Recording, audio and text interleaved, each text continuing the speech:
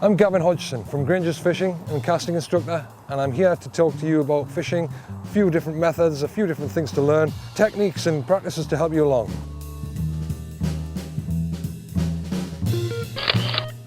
Dry fly fishing is probably the first thing anybody thinks about when they think about fly fishing. Everybody who wants to start fly fishing imagines catching their first fish on a dry fly sitting nice proudly on the surface and seeing the take. That's what it's all about. I think that's the epitome of fly fishing. Now, when it comes to setting up, we've obviously got to consider the leader size, the nylon size that we're going to tie the fly onto. And we choose an appropriate diameter so that the fly is not going to sit too rigid, but so that it's going to have some kind of movement on the water. And hopefully we pick a size that the fish aren't going to notice. And hopefully that line is going to be just sunk below the surface. And we'll treat that, it's very fine, but we'll treat that so that it sinks below the surface, and at the same time we'll treat the dry fly so it sits on the surface. Now, dry flies, everybody's dry fly box looks different, but here are some of mine. This is some of my still water dry flies, and a few others, and in amongst all those we've got various sizes, various shapes, but basically what we're trying to cover are all the midges, all the upwings, and all the sedges. And all those flies there takes care of most situations. These are my small flies. Most of these require a very fine leader for very delicate presentations to river fishing for trout. Now, I'll tie a dry fly on and we'll see if we can pick up a fish today.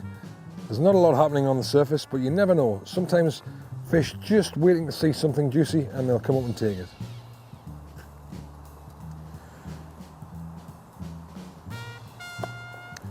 Here's an interesting little still water dry fly called a shipman's buzzer.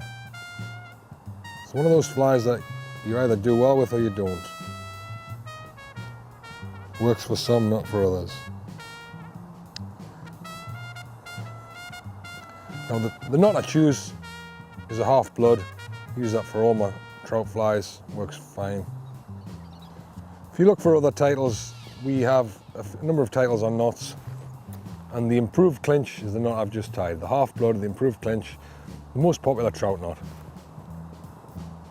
Tighten that up. Rather than use teeth, I use my snips to trim that tag away.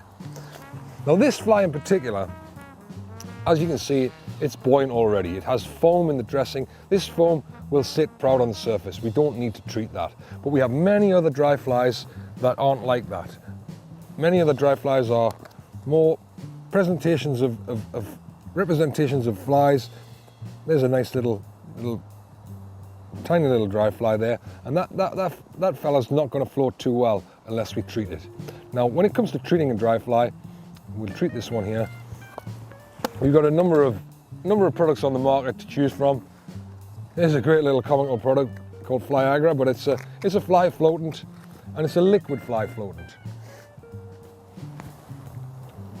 Opening the tub, what I tend to do is I get in the habit of, I'll only put floatant on my rod hand, so this is my rod hand, and I'll only put sinkant on my line hand. That's just a good habit to get into. It saves you crossing over, and what we don't want is to ever have our leader floating where we can't sink it. So we just a little touch, and it is nothing more than a dampening of the fingertip.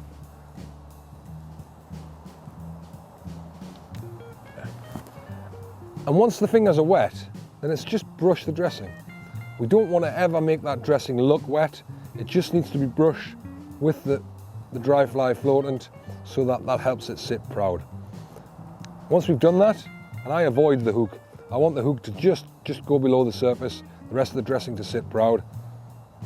And then what this particular substance gives us the advantage of is if we have a dry fly where we want to sink the body, but we want the wings and the legs to float, then we only apply the dressing to the hackle and the wing, and we leave the rest so that it sinks. But there you go. It still looks nice, it's not drowned, and that's going to float. Okay.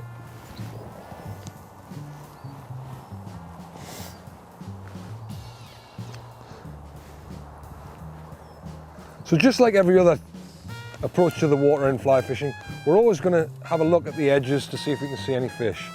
And two advantages to my glasses, obviously the safety, but with a polarizing lens that helps me spot, and hopefully we'll pick something up.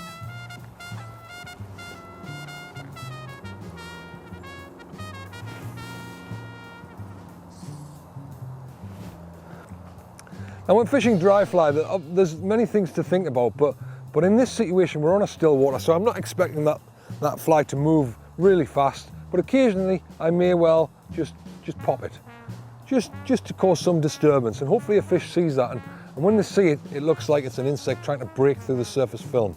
Once an insect breaks through the surface film, then it can hatch and it can fly off in its adult form. So a little pop occasionally can just get their attention. Now hopefully we'll get a take, but the things to think about when a fish does take in dry fly fishing, on a river, on a very fast flowing river, fish are going to grab at that fly very quickly, and when they grab at that fly quickly, we've got to be fast. So our reactions with the rod have to be very quick to set the hook, otherwise they spit that fly out in an instant. On a still water, however, that can happen, but more often than not what we get is a sort of head and tail rise where the fish roll on the fly, and we can actually see the mouth open at times. And when that happens, if we snatch too quickly with the rod, then we pull the fly right out of the fish's mouth. So there's an old saying that fishermen use, God save the Queen. I prefer this one's a big one, but if you see something in your mind, this one's a big one, then set the hook, then hopefully you get the timing right and the fish hasn't spat the fly out, but you've set the hook as he's turned downwards with the fly, which is very important.